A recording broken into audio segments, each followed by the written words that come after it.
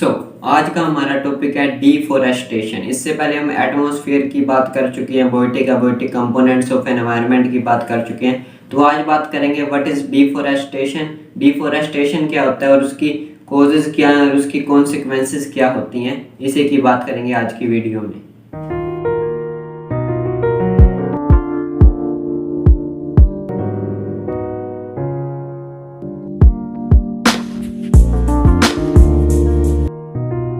सो deforestation means वनों की कटाई, यानी कि वनों का कम होना, यानी कि जो वनों की भूमि है उसे एग्रीकल्चर वगैरह में यूज़ कर लेना। सबसे पहले कुछ फैक्ट की बात करेंगे।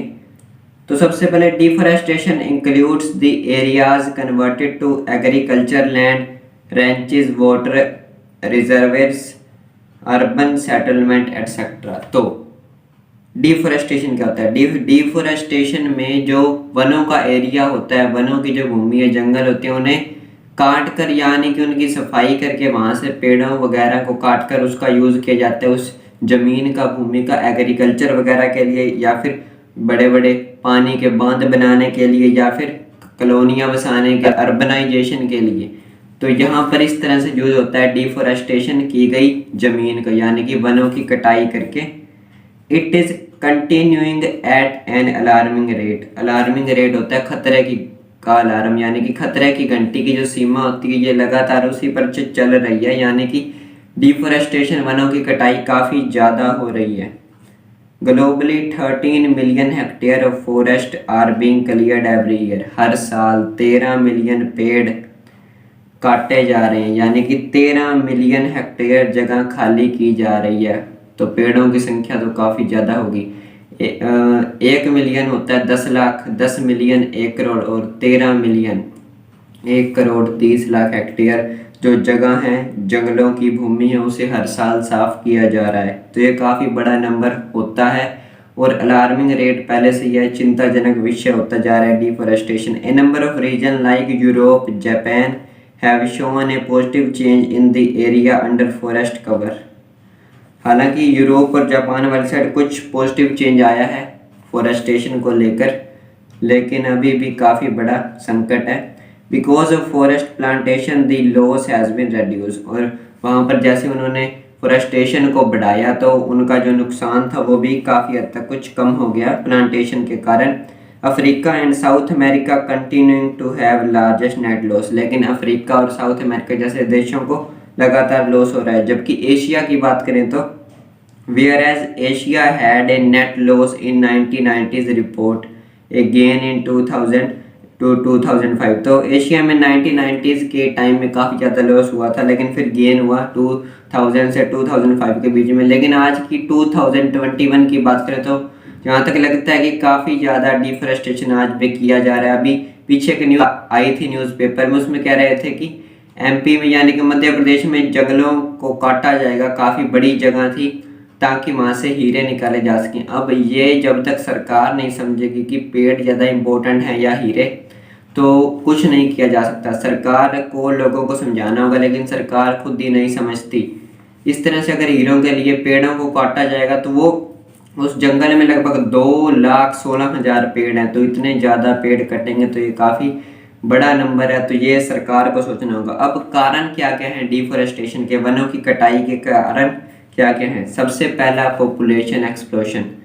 तो पॉपुलेशन सबसे बड़ा कारण है। पॉपुलेशन, जनसंख्या काफ़ी ज़्यादा बढ़ती जा रही है, चाहे वो इंडिया की बात हो, चाइना की बात हो, या पूरे वर्ल्ड की बात हो।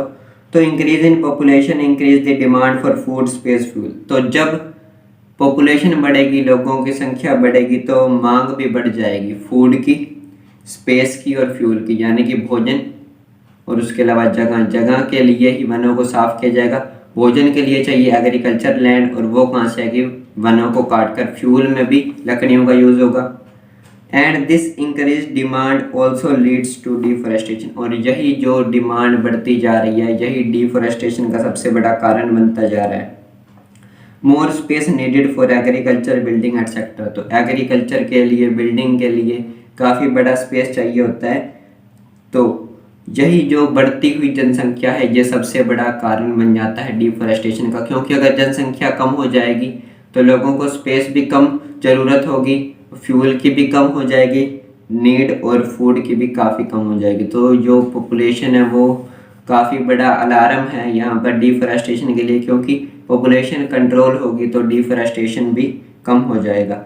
Next one is overgrazing. Overgrazing भी इसका एक दूसरा कोज है डिफॉरेस्टेशन का। Overgrazing is another cause of deforestation because control grazing is an asset. क्योंकि जो ग्रेजिंग होगा वो भी कंट्रोल्ड हो तो वो एसेट का काम करेगा, but when grazing goes beyond a certain limit it causes the damage to forest. लेकिन जब चरना जो होगा, पशु जो चरेंगे, अगर वो एक लिमिट तक क्या तो कोई बात नहीं, लेकिन जब वो लिमिट क्रॉस हो जाएगी तो ये खतरे का कारण होगा और ये भी डिफॉरेस्टेशन का एक बहुत बड़ा कारण है।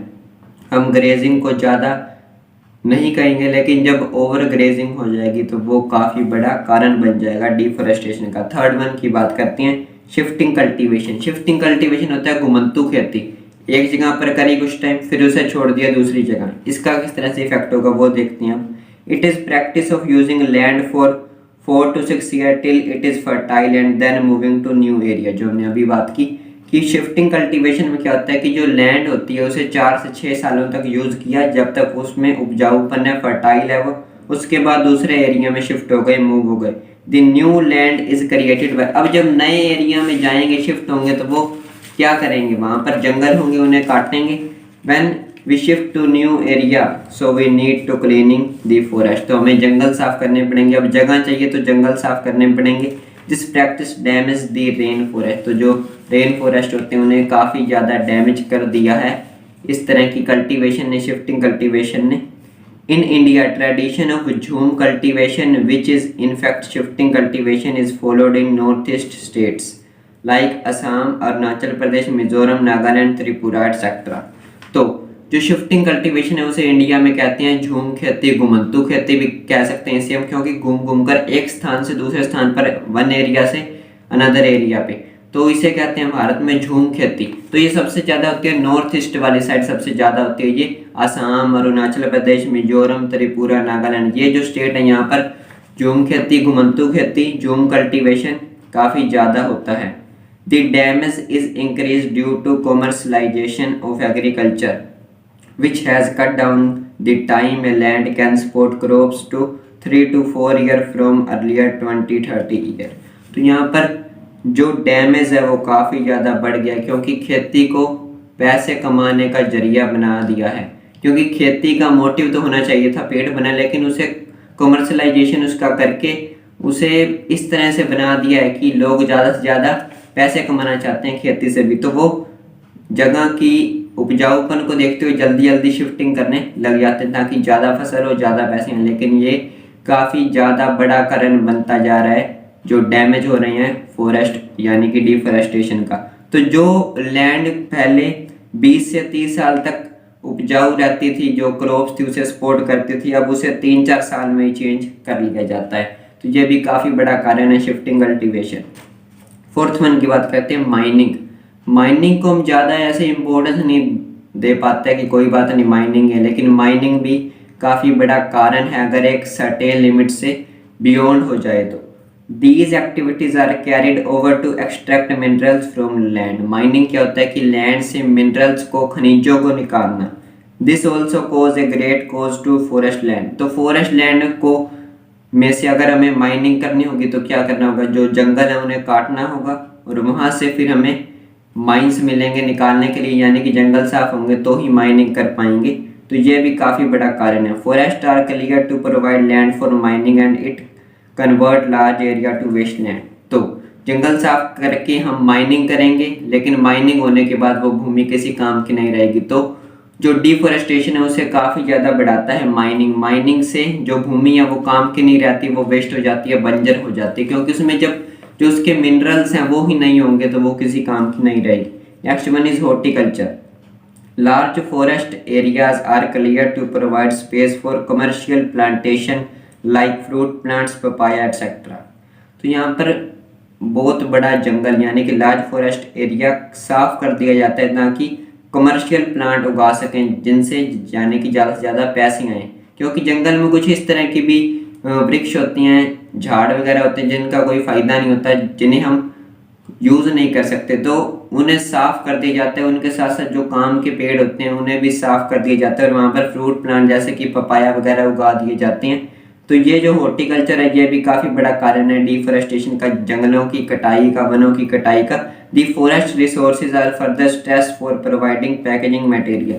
तो पहले तो फ्रूट वहाँ पर उगा लिया, यानी कि जंगल साफ कर दिए, लेकिन उसके बाद उन्हें पैकेजिंग के लिए भी उन्हीं जंगलों को यूज़ किया जाएगा, तो इससे और ज़्यादा इफेक्ट पड़ जाता है उस लैंड पर, भूमि पर। Next one is mega hydel project, इसकी बात करते हैं। The multipurpose hydel project like Sardar Sarovar project have immersed lot of forest area to create reservoirs. तो बड़े बड़े बांध बनाए जाते हैं, जैसे कि सरदार सरोवर बांध, डैम्स बनाए जाते हैं, भाखड़ा डैम। तो इस तरह के जब बड़े बड़े डैम्स बनाए जाते हैं तो जंगलों को साफ किया जाता है, तो यह भी काफ़ी बड़ा कारण है। तो जब डैम्स बनते हैं तो आसपास के लोगों को हटाना पड़ता है, जंगलों को हटाना पड़ता है, तो लोगों को तो काफ़ी ज़्यादा दिक्कत होती है, लेकिन जंगलों को भी साफ करना पड़ता है, तो वनों को भी काफ़ी ज़्यादा नुकसान पहुंच जाता है। तो ये भी डिफॉरेस्टेशन का एक कारण है। Next one is mega transport project. तो ट्रांसपोर्ट भी इसका किस तरह से डिफॉरेस्टेशन का कारण बनता है, देखते हैं अब। The construction of national state highways, expressways, railway lines have distracted forest on large scale. तो जब रेलवे की लाइन बिछाई जाती है, बड़े बड़े पुल बना दिए जाते हैं, कंस्ट्रक्शन की जाती है हाईवेज की, एक्सप्रेसवेज की, इतने ऊंचे ऊंचे, तो वहाँ पर भी जंगलों की सफाई की जाती है। यानी कि एक शहर को दूसरे शहर से जोड़ने के लिए जब बड़े बड़े हाईवेज बनाई जाती है तो काफ़ी ज़्यादा जंगलों को साफ किया जाता है, पेड़ों की कटाई होती है। अब हमारे सिरसा की ही बात करें तो यहाँ पर भी काफ़ी सारे, जब ये हाईवे को चौड़ी की गई सड़क, तो काफ़ी सारे जो पेड़ थे, अनगिनत पेड़ काटे गए। तो ट्रांसपोर्टेशन भी काफ़ी बड़ा रोल पैदा करता है डिफोरेस्टेशन में, वनों की कटाई में। तो ये भी काफ़ी डेंजरस साबित होने वाला है फ्यूचर में। Next one is industries. Industries भी कारण है डिफोरेस्टेशन का, ये तो आप जानते हैं। Establishing big industries requires a large area which is usually provided by clearing forest. तो जंगलों को साफ करके एरिया मिलेगा और बड़ी इंडस्ट्री लगाने के लिए बड़ा एरिया चाहिए, तो इस तरह से भी जंगलों को साफ किया जाता है। तो ये भी डिफोरेस्टेशन का ही कारण है। Industries also require raw material which further stress forest resources. तो सबसे पहले तो इंडस्ट्री लगाने के लिए जंगल साफ कर दिए, तो वो जगह खराब हो गई, यानी कि यहाँ पर जंगल थे, और उसके बाद जो रॉ मटेरियल चाहिए इंडस्ट्री चलाने के लिए वो कहाँ से आएगा, जंगलों से ही आएगा। तो इससे उन पर डबल इफेक्ट पड़ता है। उसके बाद next one is tourism. Tourism भी इफेक्ट करता है। Use of forest as a source of recreation without proper management have taken a heavy toll. To provide stay facilities, big hotels are being built to provide access to tourist, roads are built. So overall setting of tourism infrastructure also को deforestation। तो tourism जो है वो भी deforestation का कारण बनता है, क्योंकि जब बड़े बड़े होटल बनाए जाएंगे और ताकि जो बाहर से लोग घूमने आएंगे उन्हें ठहरने के लिए जगह मिल सके, तो बड़े बड़े होटल बनाए जाएंगे। तो वहाँ पर जब पहाड़ों पर जाएंगे टूरिज्म के लिए, तो वहाँ पर भी जो उन्हें रोड्स भी चाहिए जाने के लिए, होटल्स भी चाहिए ठहरने के लिए। वैसे ये जो नोट्स हैं इनका मैं कोशिश करूँगा लिंक देने की डिस्क्रिप्शन में। तो जब उन्हें रोड्स भी चाहिए, बिग होटल्स भी चाहिए, उन्हें और भी फैसिलिटीज़ दी जाएंगी, तो वो कहाँ से आएंगी, एरिया कहाँ से आएगा, जंगलों से। जंगलों को काट कर ही जगह आएगी। तो ये डिफोरेस्टेशन का अल्टीमेट कारण हो जाता है। हालांकि हैवी टोल भी वसूले जाते हैं, लेकिन उनका यूज़ सरकार नहीं करती। जो हैवी टोल्स वगैरह लिए जाते हैं उनका यूज़ यहाँ पर एनवायरनमेंट के लिए तो किया ही नहीं जाता, लेकिन दूसरे कामों में कर दिया जाता है। तो ये भी काफ़ी बड़ा कारण है टूरिज्म इंडस्ट्री भी, क्योंकि टूरिज्म इंडस्ट्री का जो इंफ्रास्ट्रक्चर है वो सेटअप भी कैसे होगा, होटल से। होटल की ज़रूरत पड़ेगी, रोड्स भी चाहिए, तो उसके लिए जगह चाहिए, जगह आती है फॉरेस्ट से। तो ये भी काफ़ी बड़ा कारण है। तो ये थे कोजेस कौन कौन से हैं, कारण क्या क्या हैं डिफोरेस्टेशन के। अब बात करेंगे कॉन्सिक्वेंसेस, इसका इफेक्ट क्या क्या होगा। Deforestation reduce shade which reduce litter and humus result in soil erosion. तो जब जंगलों की कटाई होगी, पेड़ों की कटाई होगी, तो जो मिट्टी का एरोजन हो जाएगा, मिट्टी का कटाक्ष हो जाएगा, कटाई हो जाएगी, क्योंकि जो उसमें ह्यूमस लिटर वगैरह होगी वो भी कम हो जाएगी। तो इससे होगा soil halogen. In under developed countries land tenure system is weak. So companies use the land accordingly to their needs which disturb the local people and animal also। तो जो अंडर डेवलप्ड कंट्रीज होती हैं like India, इसमें जो tenure system होता है companies का वो काफ़ी ज़्यादा वीक होता है, काफ़ी ज़्यादा अच्छा नहीं होता। तो ये जो कंपनीज होती हैं अंडर डेवलप्ड कंट्रीज में वो लैंड को अपने तरीके से यूज करती हैं, यानी कि उनका मोटिव होता है ज़्यादा से ज़्यादा प्रॉफिट कमाना। तो इस तरह से वो लैंड को अपने अकॉर्डिंग यूज करेंगी तो ये भी अफेक्ट करेगा फॉरेस्टेशन को और डिफॉरेस्टेशन को ये बढ़ा देगा, जिससे ह्यूमन को तो आसपास जो रहेंगे उन्हें भी दिक्कत होगी और एनिमल्स को भी। It also leads to food unsecurity in future because of soil erosion which leads to lack of nutrient in soil. तो जब हमने फर्स्ट पॉइंट की बात की थी कि जो सोइल का एरोजन होगा, मिट्टी में उसके जो ह्यूमस लीटर मिनरल्स जो होंगे वो कम हो जाएंगे, तो इससे फ्यूचर में क्रॉप्स भी अच्छी नहीं होंगी। अल्टीमेटली इसका इफेक्ट आज तो पड़ेगा ही पड़ेगा, फ्यूचर में भी पड़ेगा। तो जिससे कि मिट्टी में जो न्यूट्रिएंट्स हैं वो कम हो जाएंगे, तो फूड्स भी कल को फ्यूचर में सिक्योर नहीं रहेगा, अनसिक्योर हो जाएगा।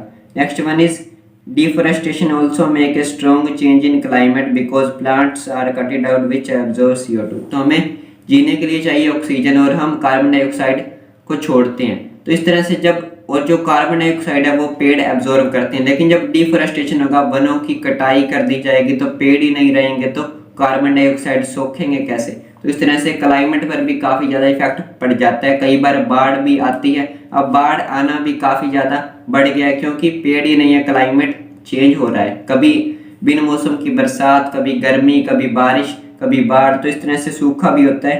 नेक्स्ट पॉइंट वही है, it also decrease transpiration leads to drought. तो पेड़ ही नहीं है तो ट्रांसपीरेशन नहीं होगा तो सूखा पड़ जाएगा, या फिर अल्टीमेट यानी कि अनटाइम रेनिंग हो जाएगी असमय। तो इससे भी यानी कि डिफॉरेस्टेशन का असर पड़ा है किस पर, जो आसपास जो क्लाइमेट है वो काफ़ी ज़्यादा चेंज हो गया है। तो अल्टीमेटली इफेक्ट है डिफॉरेस्टेशन का ही ये कि जो क्लाइमेट है हमारा आसपास का वो जो चेंज हो रहा है। It also make life of animals and human beings in danger. तो जंगल नहीं होंगे तो पशु पक्षियों को भी दिक्कत होगी। तो ही तो अब जंगल कम हो रहे हैं, तो जो जातियां होती हैं विभिन्न कई तरह की पशु पक्षियों की जातियां वो भी कम होती जा रही हैं। वो कम क्यों होती जा रही हैं? क्योंकि जो जंगल है वो काट दिए जा रहे हैं, तो उन्हें रहने के लिए जगह ही नहीं मिलती। वो कई बार भागकर शहरों की ओर भी आती हैं। तो यहाँ पर दिक्कत सिर्फ एनिमल्स को ही नहीं है, ह्यूमन बींग्स को भी काफ़ी ज़्यादा दिक्कत होने वाली है। तो ये फ्यूचर में काफ़ी बड़ा वार्मिंग जो होगी, ग्लोबल वार्मिंग भी बढ़ती जाएगी। तो ये जो फ्यूचर में काफ़ी बड़ा खतरा बनेगा डिफॉरेस्टेशन, क्योंकि आज हम इस ओर ध्यान नहीं दे रहे हैं, लेकिन यह डिफॉरेस्टेशन फ्यूचर में बहुत बड़ी दिक्कत पैदा करने वाला है क्योंकि हम इस ओर बिल्कुल भी ध्यान नहीं दे पा रहे हैं। तो ये थे causes and consequences of deforestation. I hope कि आप समझे होंगे कि जो हमारा फॉरेस्ट है वो कितने ज़्यादा इंपॉर्टेंट है। इंडिया में भी काफ़ी ज़्यादा फॉरेस्ट कम होते जा रही हैं, इसलिए गर्मी भी कई बार बढ़ती जा रही है, या फिर कई बार बिना मौसम के बरसात होती है। तो इस तरह से काफ़ी ज़्यादा प्रॉब्लम होगी फ्यूचर में भी और अब भी हो रही है। तो यही था इस वीडियो में। नेक्स्ट वीडियो में एक और इंटरेस्टिंग टॉपिक के साथ आएंगे। So thank you.